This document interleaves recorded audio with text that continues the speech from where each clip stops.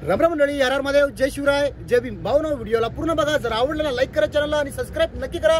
इंस्टाग्रामला follow नक्की करा. तर तुम्ही म्हणसार आम्हाला दुबईला यायचं, आम्ही नवीनच, आम्ही काय करावं इकडे येऊन, आम्हाला काहीच माहिती नाहीये. तुम्हाला असं वाटत असेल ना, परंतु तुम्ही काळजी करू नका, मी आहे ना ते. तर तुम्हाला आजच्या व्हिडिओमध्ये मी असंच काही माहिती सांगणार आहे. आता दुबईला कामाला यायचं कसं, तर भरपूर व्हिडिओमध्ये मी सांगितलं की तुम्हाला कसं दुबईला येता येतं. तर तुम्ही दुबईला पहिल्यांदा येत असेल ना, तर तुम्हाला फक्त 5 गोष्टी लक्षात ठेवायच्या, की जे मी तुम्हाला 5 गोष्टी सांगतोय ना, ह्या तुम्ही लक्षात ठेवा.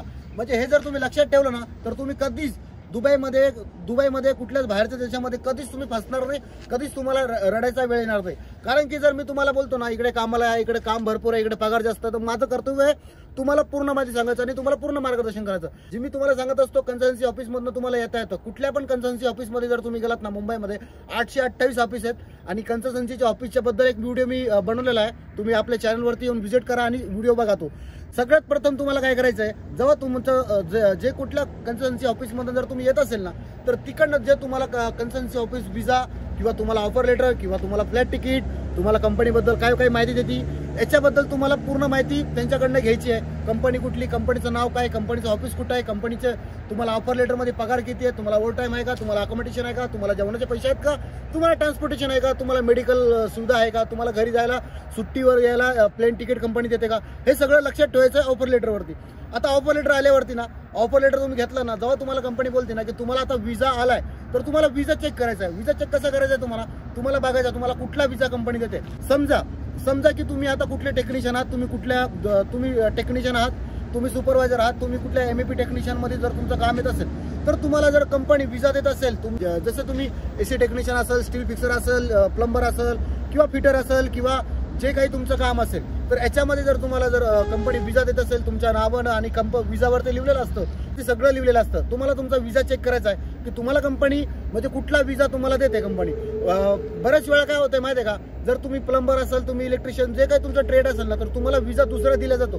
म्हणजे दुसरा कसा, तुम्हाला असिस्टंटचा व्हिसा देतात कंपनी, तर ते चालतं. परंतु जर तुम्हाला कोणी सेल्समॅनचा व्हिसा देत असेल, तुम्हाला कुठला हॉटेलचा व्हिसा देत असेल आणि तुम्हाला काम सांगितलेलं आहे की तुम्ही इलेक्ट्रिशियन आहात, तुम्ही प्लंबर आहात, तर असं व्हिसा जर असेल तर तुम्ही कृपया करून चेक करायला पाहिजे. तुम्ही ऑफिसवाल्याला बोललं पाहिजे.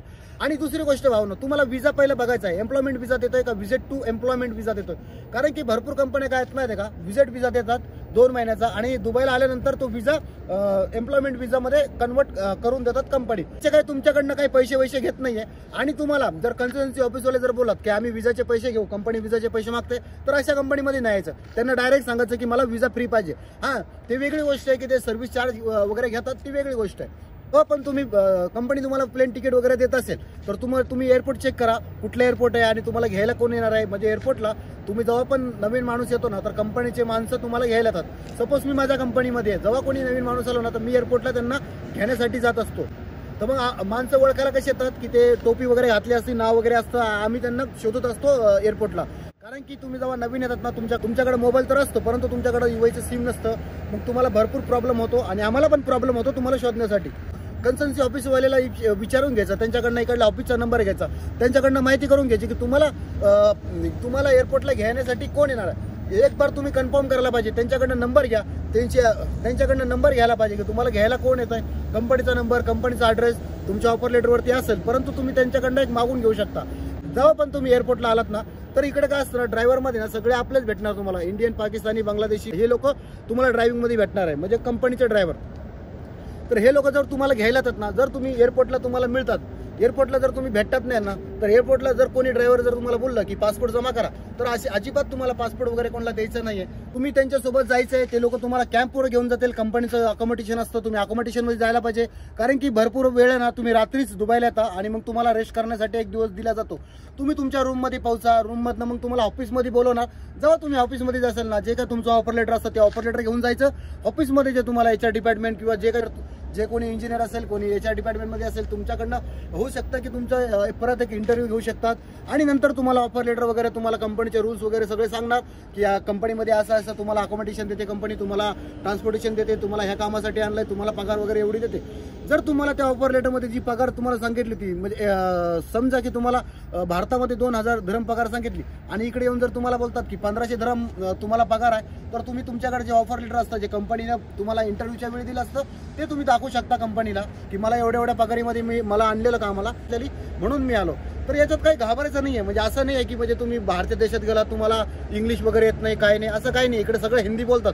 त्याच्यानंतर तुमच्याकडनं ऑफर लेटरवरती तुमच्याकडनं इकडले काही पेपर असतात, काही वर्क परमिट असतं, काही कंपनीच्या रूल्स प्रमाणे तुमच्याकडनं साईन वगैरे करून घेतात आणि तुम्हाला ड्युटी जॉईनिंग करतात. आणि जर तुमच्याकडे पैसे नसेल ना तर काही कंपन्या तुम्हाला ॲडव्हान्स देतात, काही कंपनी तुम्हाला पूर्ण सॅलरी देते ॲडव्हान्समध्ये, नंतर ते लोक पगारीमधनं कापून घेतात. मला ह्या देशाचं या कंपनीबद्दल भरपूर माहिती पडेल. आणि जर तुम्हाला असं वाटतं की मला पगार कमी दिली कंपनीने, मला जास्त पगार पाहिजे होते, तर तुम्ही 6 महिने काम करून दुसऱ्या कंपनीत रिझाईन देऊन जाऊ शकता. इकडे असं नाही आहे की एका कंपनीमध्ये आलं एकाच कंपनीमध्ये काम करा वगैरे, असं काही नाही आहे. घाबरू नका, घाबरायचं काहीच कारण नाही आहे. माझ्यापेक्षा मला वाटतं तुम्ही शिकलेले जास्त असाल. मला शिक्षण नाही आहे, मी अनपढ होतो, पण मी दुबईत आहे ना 8 वर्षापासून. मग मी तुम्हाला काही भीती दाखवत नाही आहे. फक्त मी तुम्हाला ना माझ्या व्हिडिओमधनं ना मी तुम्हाला माहिती सांगत असतो की असं तुमच्यासोबत नको व्हायला. कारण की मी जेव्हा आलतो ना तेव्हा माझ्यासाठी कोणीच नव्हतं. पण तुम्ही घाबरू नका, तुम्ही जेव्हा येत असेल ना तर तुम्हाला पूर्ण मार्गदर्शन मी करीन, तुम्हाला मी पूर्ण माहिती सांगेल. तर भावांना जर तुम्हाला माझा आजचा व्हिडिओ जर आवडला असेल ना तर कृपया करून यार चॅनलला सबस्क्राईब करा आणि व्हिडिओला लाईक नक्की करा. जर तुम्ही व्हिडिओ माझा फेसबुक इंस्टाग्रामला बघत असाल तर फॉलो नक्की करा. जर तुम्हाला काही प्रश्न विचारायचे असेल तर कमेंटमध्ये मला नक्कीच कळवा. तर ह्या व्हिडिओमध्ये भावांना एवढंच होतं. तोपर्यंत परत भेटू नवीन व्हिडिओमध्ये. तोपर्यंत जय हिंद, जय महाराष्ट्र, हर हर महादेव, जय शिवराय, जय शंभूराज, जय भीम.